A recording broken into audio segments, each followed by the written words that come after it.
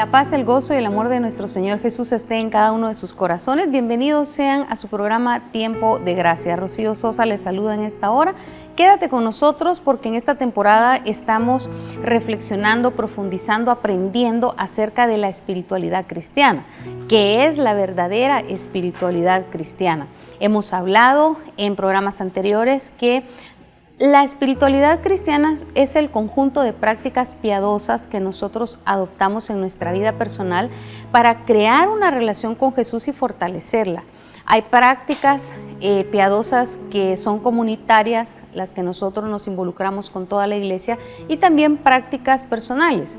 Pero dentro de estas prácticas hay unas que son no negociables, que sí o sí las tenemos que incluir, y las que son pues variables ya según la devoción que nosotros podamos tener a algunas prácticas piadosas. Pero dentro de esto, las prácticas piadosas que tú como católico debes, por supuesto, abrazar, incluir, practicar en tu vida diaria, pues para empezar está la oración, porque es ahí donde nosotros libre y voluntariamente aceptamos que Dios existe, creemos que Él existe y nos comunicamos con Él. Está la lectura de las Sagradas Escrituras, está la vida sacramental, dentro de estos están la comunión y la confesión, y por supuesto involucrarte en tu parroquia. El día de hoy nos toca el sacramento de la confesión. Ya estuvimos profundizando en el sacramento de la comunión y hoy nos toca este sacramento que es vital y que no lo podemos evadir, no lo podemos eludir. No podemos decir, sí, yo tengo una relación personal con Dios, pero no me confieso. Yo me confieso directamente con Dios. Pues de eso es lo que vamos a hablar el día de hoy. Quédate con nosotros. Y quiero iniciar con esta frase pero tan especial de un gran santo, y dice de la siguiente manera: para volar al cielo necesitamos dos alas, la confesión y la comunión. Y lo decía San Juan Bosco. Y nada más lejos de la verdad que esta, definitivamente San Juan Bosco está en lo cierto. Por esta razón es que estos dos sacramentos son indispensables, son, por decirlo así, básicos, no negociables dentro de tu vida espiritual. Los debes de abrazar con fe, con humildad, con amor, practicarlos, recibir la Eucaristía. Y ahora profundizaremos en la importancia, el poder sanador y liberador que tiene este sacramento, y que también es una práctica no negociable dentro de nuestra espiritualidad cristiana como católicos que somos. E incluso, pues también me atrevería a decir, hoy en día nuestros hermanos no católicos, pero que sí son cristianos, se han dado cuenta del impacto en la psiquis, en el corazón de una persona el hablar de sus pecados. Hoy en día he escuchado a muchos no católicos aconsejar a sus congregaciones que busquen un líder de confianza, que busquen un pastor de confianza para ir y confesar sus faltas, para que oren por ellos y que Dios los ayude en su debilidad. No es otra cosa que el sacramento de la confesión. Pero quiero iniciar leyendo lo que nos dice la palabra de Dios en la primera carta de San Juan, en el capítulo número 1, del versículo número 8 en adelante. Tú que tienes oídos, escucha lo que te dice Jesús. Si decimos que no tenemos pecado, nos engañamos a nosotros mismos y no hay verdad en nosotros. Pero, si confesamos nuestros pecados, podemos confiar en que Dios, que es justo, nos perdonará nuestros pecados y nos limpiará de toda maldad. Si decimos que no hemos cometido pecado, hacemos que Dios parezca mentiroso y no hemos aceptado verdaderamente su palabra. Palabra de Dios, te alabamos, Señor. El pecado entonces es, como nos enseña el Catecismo de la Iglesia Católica, un mal espiritual que por lo tanto también necesita una solución espiritual, y para eso está el sacramento de la confesión. Pero el pecado en sí es, y podemos clasificarlo según el Catecismo de la Iglesia, nos enseña que son faltas contra la razón, contra la verdad, contra la conciencia recta y contra el amor.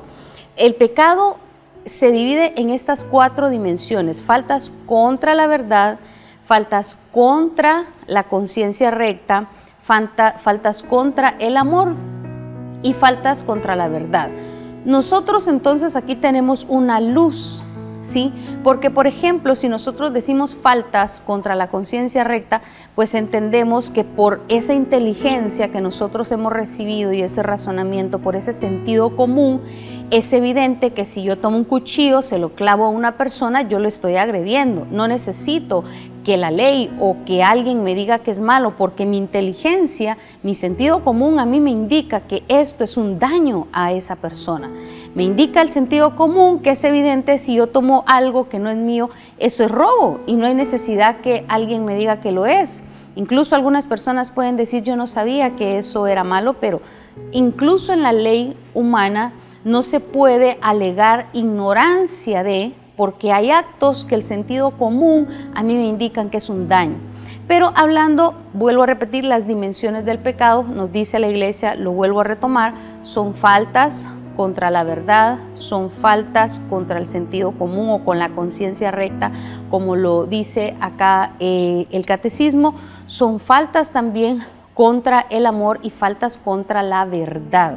Entonces, teniendo una breve luz de qué es el pecado, también hace varios siglos atrás, San Gregorio Magno, ¿verdad?, este gran papa, pues él tomando toda esa reflexión de años anteriores, de siglos anteriores acerca del pecado, tomando incluso esa reflexión del monje Evagrio Póntico, pues resumió la naturaleza del pecado en 7 clases. Ya hablamos de las clases de pecado en esos niveles, ¿verdad? Contra la verdad, contra el amor, la conciencia recta. Estamos hablando ahora también de la naturaleza de esos pecados. ¿Y cuáles son esas naturalezas? Bueno, la lujuria, la soberbia, la avaricia, la pereza, la gula, la ira y la envidia. Entonces este santo, junto con esas reflexiones también de Evagrio Póntico, de San Juan de la Cruz, etcétera, se llega a esta lucidez. Los pecados tienen naturaleza y le van perfilando al hombre según el pecado que ha venido a anidarse en su corazón. Una persona con ira es iracunda, una persona con el pecado de pereza es perezosa, y eso deriva muchas otras cosas. Por ejemplo, el pecado de la envidia es una persona chismosa, entrometida, envidiosa, celosa.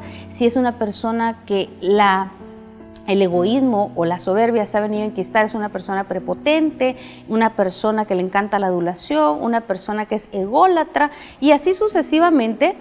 Nos enseña este gran santo y la iglesia que los pecados capitales, según esa naturaleza, también ahí empiezan a proliferar otro tipo de faltas según estas 7 naturalezas. Entonces, visualizando esto, ¿qué es el pecado? ¿Qué es un mal espiritual? Que está clasificado en 4 niveles de faltas, ¿sí? Que está clasificado también en 7 clases de naturaleza de estas faltas. Nosotros ahora tenemos que aceptar con humildad que este mal sobrepasa nuestras capacidades humanas, las sobrepasa, y es por eso que nosotros necesitamos la gracia divina. Es por eso que hubo necesidad de que Jesucristo, el Santo de Santos, descendiera, derramara su sangre, y con su sangre derramada en el que quiere, el que lo acepta, el que cree en él, nosotros seamos liberados del pecado, liberados de ese mal que enmaraña el corazón de las personas, que oprime la psiquis, que tiene enfermo al cuerpo. Para eso vino Jesús, para liberarnos de este mal y de este pecado. De hecho, me encanta cuando nosotros en el Génesis encontramos ese pasaje de Caín y Abel, cuando se dio ese primer asesinato en la historia. El Padre siempre busca al ser humano para salvarlo. Y desde aquí, desde el principio, nosotros encontramos la necesidad de confesar nuestras faltas. Escucha bien, no para condenarnos, sino para liberarte de ese peso que produce la culpa en una persona. Nosotros no somos capaces, no podemos liberarnos de esa culpa por nuestros propios medios. Es necesario que alguien superior, y en este caso es nuestro Creador, Él nos limpie y nos quite esa culpa a causa de nuestras faltas y de nuestros errores. Por eso en Génesis, cuando no lo voy a leer todo, pero en Génesis capítulo número 3 nosotros encontramos todo el episodio donde Adán y Eva pues desobedecieron. La primera que fue seducida y aceptó la invitación de la serpiente pues fue Eva y luego Adán, y así sucesivamente. Pero ¿cuál es la actitud de Dios Padre ante esta situación? Él los busca para que hablen, para que confiesen lo que ha pasado y quitarles ese peso de encima.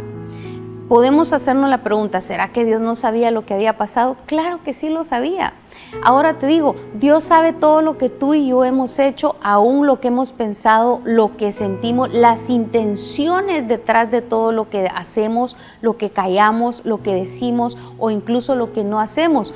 Dios conoce todo, porque así lo dice Jeremías capítulo número 17, que no hay nada tan perverso y engañoso como el corazón humano, pero Dios dice, Él sí que escudriña las profundidades, nos conoce perfectamente, pero la confesión de nuestros errores, de nuestros pecados, es necesaria para nuestro bien, para liberarnos de esa culpabilidad, de esa carga, para sanarnos, porque el pecado nos hiere, para transformarnos y devolvernos otra vez la paz y la gracia.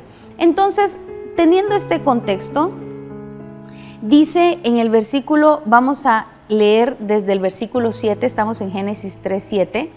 En ese momento se les abrieron los ojos y los dos se dieron cuenta de que estaban desnudos. Entonces cosieron hojas de higuera y se cubrieron con ellas. La necesidad de enmendar nuestros errores. Dice que se cubrieron con hojas, la necesidad de enmendar nuestras faltas, la necesidad de cubrir nuestras faltas, la vemos desde Adán y Eva, y eso solamente lo puede hacer Dios. El hombre y su mujer escucharon que Dios el Señor andaba por el jardín a la hora en que sopla el viento de la tarde y corrieron a esconderse de él entre los árboles del jardín. Pero Dios el Señor llamó al hombre. El Señor te está llamando a ti también. Te está llamando para sanarte del pecado. ¿Dónde estás? Y el hombre le contestó, escuché que andabas por el jardín y tuve miedo, porque estoy desnudo y por eso me escondí. El pecado trae miedo, trae cárcel, trae opresión, trae ataduras, trae traumas que Dios quiere solventar. Entonces le preguntó, ¿y quién te ha dicho que estás desnudo? ¿Acaso has comido del fruto del árbol que te dije que no comieras? El Señor lo ayuda a Adán a que él confiese su falta para ser liberado. Dios ya lo sabía, pero como él no es capaz de confesarlo por vergüenza, por miedo, Dios le ayuda y le pregunta. Y entonces Adán contesta, la mujer que me diste, ¿verdad? Ella me dio de comer. Y así empiezan sucesivamente a echarse culpas. Pero el detalle acá es que Dios nos llama a confesar nuestras faltas, nuestros errores, nuestros hechos y omisiones, no para culparnos, sino para liberarnos de esa culpa, para sanar la herida de nuestro ser. Dios quería sanar a Adán y a Eva de su caída, restaurarlos de esa caída. Y encontramos lo mismo con Caín. Caín asesinó a su hermano, pero en el capítulo 4 de Génesis también el Señor se le acerca a hablar y le dice en el versículo 6, cuando el Señor le dijo a Caín, ¿por qué te enojas y pones tan mala cara? Si hicieras lo bueno podría levantar la cara, pero como no lo haces, el pecado está esperando el momento de dominarte. Sin embargo, tú puedes dominarlo a él. Palabra de Dios, te alabamos, Señor. Leímos Génesis capítulo 4 del versículo 6 en adelante. Entonces, desde el inicio del Génesis nosotros vemos que el Padre nos llama a confesar, a abrir nuestros labios y en voz audible confesarlos para quitar quitar ese peso de nosotros, para limpiar esa lastre que dejó el pecado en nosotros, para sanar el corazón que se nos quiebra cuando nosotros pecamos y también cuando otros cometen pecado en contra de nosotros. Por eso en esta hora el Señor es tan fiel, y recuerdo nuevamente la cita primera de San Juan, capítulo 1, del versículo 8 en adelante, dice: pero si confesamos nuestros pecados, podemos confiar en que Dios, que es justo, nos perdonará nuestros pecados y nos limpiará de toda maldad. No solo perdona mis pecados y me limpia de mis faltas personales, sino también puede limpiar las faltas y pecados que han cometido en contra de mí, que han cometido en contra tuya. Y entonces esto es para que entendamos que el pecado es espiritual, ¿sí? No podemos medirlo. Algunas personas quisieran de alguna manera alguna ley que les obligue, pero déjame decirte, la confesión no es una obligación. Por favor, presta atención a lo que en este momento te voy a decir.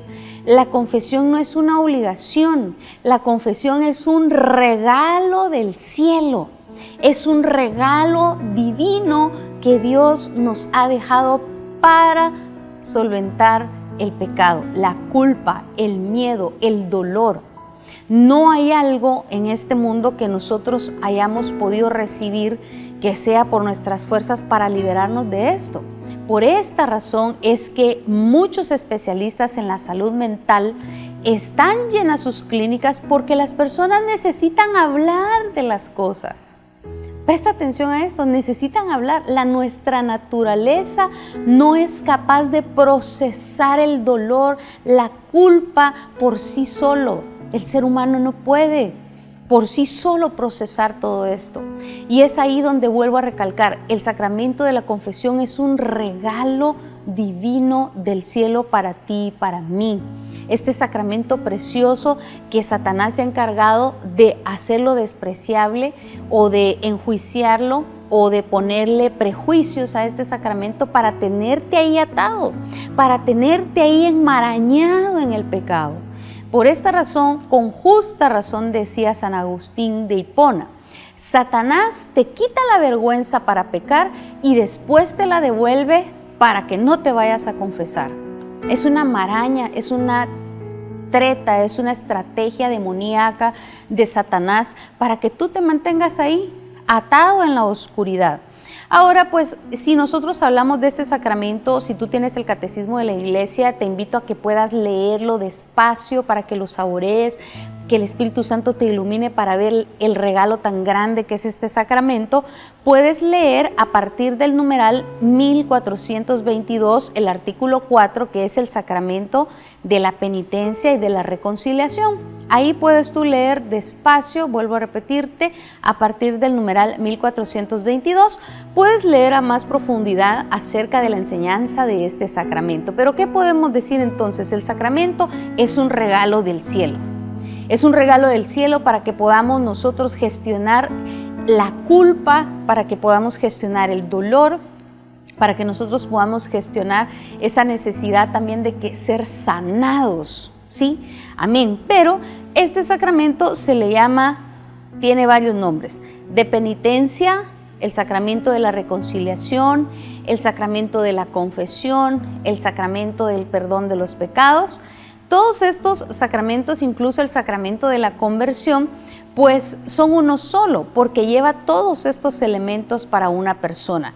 Pues se le llama sacramento de conversión porque evidentemente es evidente que nos hace el llamado a volvernos al Señor, ¿verdad? Cuando Jesús en San Marcos capítulo 1 versículo 15 leemos que incluso Él se bautizó, que era un símbolo en aquel entonces de intención del corazón de cambiar, de volverse a Dios. Pues bien, se le llama a este sacramento de conversión porque nos llama a volvernos a Dios, a enderezar nuestro camino, a volvernos a encauzar en el camino de la justicia y de la rectitud. Se le llama sacramento de la confesión porque uno de sus elementos precisamente es el abrir nuestros labios y audiblemente hablar de nuestros pecados. Se le llama también de reconciliación porque este sacramento nos reconcilia con Dios, con nuestro Creador, nos reconcilia también con nuestro prójimo, con nosotros mismos y con la creación. Es tan grande este sacramento que impacta nuestro entorno. Solamente en el momento de nosotros acercarnos ahí, empieza a reconciliar todo a nuestro entorno. Hay algunas personas que hoy en día, en busca de esa deidad, en busca de algo más grande que el ser humano, pues ahora hablan de energías, ahora hablan de una entidad divina, el universo, pero déjame decirte, no tenemos por qué buscar una deidad fuera de Dios, porque el único es Él. No tenemos por qué estarle dando otros nombres al Creador. Jesucristo es el Señor para la gloria de Dios Padre y Él es nuestra verdad, la verdad absoluta en la que se soportan, se sostienen el resto de verdades universales. ¿Y por qué digo esto? Bueno, porque en ese contexto hay personas que dicen, mira, tienes que reconciliarte con la naturaleza, no es posible que todos los perros te ladran, todos los perros te muerden donde quiera que vas. No es posible que siempre tienes conflicto con la naturaleza, reconcíliate con la naturaleza. Es un ejemplo. Pero déjame decirte, este sacramento abre las puertas de toda la creación para empezarte a reconciliar con todos, para empezarte a reconciliar con tus seres queridos, con tu prójimo, con el clima, con el aire, con el calor que te molesta, con los animales. El sacramento, por eso se llama de reconciliación. No es solo reconciliarte con Dios, es reconciliarte con tu prójimo, es reconciliarte contigo mismo y con toda la creación. También se le llama y está dentro del grupo de los sacramentos de curación, junto con la unción de los enfermos, porque cura el alma, cura el alma. Y perdóname que vuelva a insistir en esto, a mí me encanta la ciencia de la psicología, me apasiona, también estudio en eso, pero quiero decirte algo, nosotros necesitamos conocernos a nosotros mismos para podernos encontrar con nuestro Creador, pero es el sacramento el que va a venir a sanar tu psiquis completa de la culpa y del dolor. Este sacramento tiene ese poder que has estado buscando en muchos lugares, que has estado buscando quizá en prácticas, buscando precisamente a Dios, buscando prácticas de meditación, tal vez no cristianas, que lo has estado buscando en prácticas de relajación, que lo has estado buscando en prácticas no cristianas de reconciliación con el universo, pero déjame decirte, no andes perdiendo el tiempo. Y vuelvo a decir esto, ¿por qué? Porque, por ejemplo, la cultura oriental tiene muchísima verdad al hablar mucho que nosotros somos parte de la tierra, somos parte del agua, y es cierto, es verdad, si Dios nos hizo del barro, nos hizo de la tierra, pero nuestro centro, nuestra brújula, nuestra roca fuerte, nuestra verdad es Jesucristo el Señor.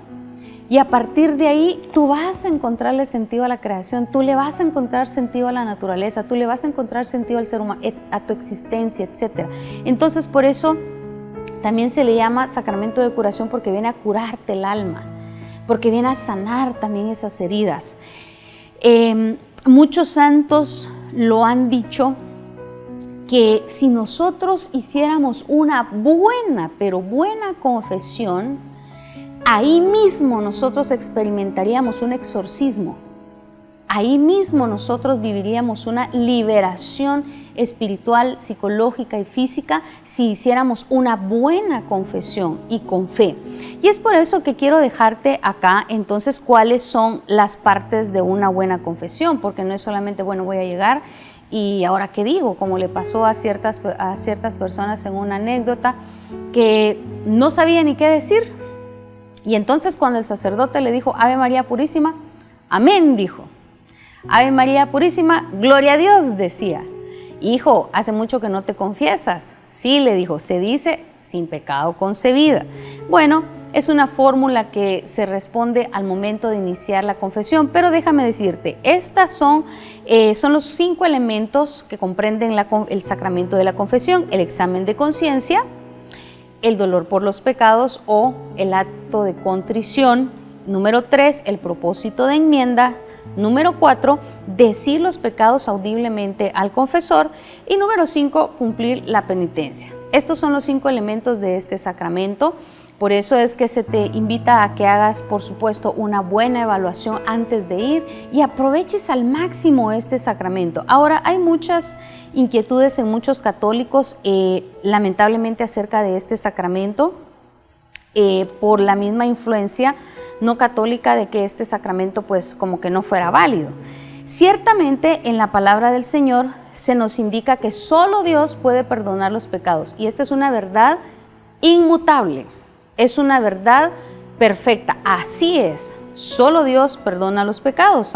San Marcos capítulo 2, del versículo número 6 en adelante, encontramos cuando Jesús perdona los pecados a un paralítico. Yo solamente te doy el contexto, pero como lo empezaron a cuestionar acerca de su poder para sanar, entonces en el versículo 7 dijeron los fariseos: ¿cómo se atreve este a hablar así? Sus palabras son una ofensa contra Dios. Solo Dios puede perdonar los pecados. Pero Jesús enseguida se dio cuenta de lo que estaban pensando y les preguntó: ¿por qué piensan ustedes así? ¿Qué es más fácil decir al paralítico, tus pecados te quedan perdonados? ¿O decirle, levántate, toma tu camilla y anda? Pues voy a demostrarles que el Hijo del Hombre tiene autoridad en la tierra para perdonar los pecados. Entonces le dijo al paralítico: a ti te digo, levántate, toma tu camilla y vete a tu casa. El enfermo se levantó en el acto y tomando su camilla salió de allí a la vista de todos. Por esto todos se admiraron y alabaron a Dios diciendo: nunca hemos visto cosa como tal. Palabra del Señor, gloria y honor a ti, Señor Jesús. Este es un ejemplo de que la confesión es un sacramento de sanación. Este hombre estaba paralítico desde hacía mucho tiempo y al perdonar sus pecados, él se sanó físicamente. Por eso hoy te invito a que ya no desprecies este sacramento, que ya no lo critiques tanto, que ya no lo censures, que aproveches, porque Jesús en el Evangelio de San Mateo nos enseña a rezar el Padre Nuestro y dice: Padre nuestro que estás en los cielos, santificado sea tu nombre, etcétera. Dice: perdona nuestros pecados como también nosotros perdonamos a los que nos ofenden. Nos invita a confesar, a decir audiblemente las faltas. Y por eso rápidamente quiero que vayamos al Nuevo Testamento, donde acá nos invita San Pablo no solamente a orar, a alabar a Dios, sino que también nos invita a confesar las faltas. Tú puedes leer Santiago capítulo número 5, versículo 13 en adelante. Si alguno de ustedes está afligido, que ore. Si alguno está contento, que cante alabanzas. Si alguno está enfermo, que llame a los ancianos de la iglesia para que oren por él y en el nombre del Señor lo unjan con aceite. Y cuando oren con fe, el enfermo se sanará y el Señor lo levantará. Y si ha cometido pecados, le serán perdonados. Por eso confiésense unos a otros sus pecados y oren unos por otros para ser sanados, porque la oración fervorosa del justo tiene mucho poder. Ningún protestante puede negar este versículo, ninguno, porque ellos incluso lo proclaman a viva voz. La oración del justo tiene mucho poder y San Pablo lo dice: confiésense unos a otros sus pecados. Y no dice perdónense así, dice confiésense y oren unos por otros para que les sean perdonados los pecados. Y hermanos, nosotros dentro de la iglesia hay un orden divino, hay un orden también, y las autoridades que Jesús dejó precisamente pues son los apóstoles, y desde los apóstoles todos los papas y los sacerdotes que han sido ordenados. ¿Qué es lo que hace un sacerdote? Lo que dice aquí: tú vas, pides oración, confiesas tus faltas y Él ora por ti para que en el nombre de Jesús tus pecados te queden perdonados. Y lo están haciendo también nuestros hermanos en Cristo, protestantes, porque tengo amigos así, los quiero mucho, y ven el poder que tiene confesar una falta y que otra persona ore por ti por esa falta que no has podido vencer. Y hermano, nosotros tenemos en la iglesia este precioso sacramento. Y entonces quiero leerte rápidamente qué es lo que hace el Padre, el sacerdote, después de que tú confesaste tus faltas. Bueno, él hace una oración, lo que dice aquí Santiago, que en el nombre de Jesús ora por ti para que Él descienda en ese momento y te limpie los pecados. no es antibíblico el sacramento de la confesión. El sacerdote hace exactamente lo que la Biblia dice, porque la oración del justo tiene poder y ellos no son santos, pero están ungidos como sacerdotes para orar por ti. Y la oración dice de la siguiente forma. Si tú quieres leerla, está en el Catecismo, en el numeral 1449.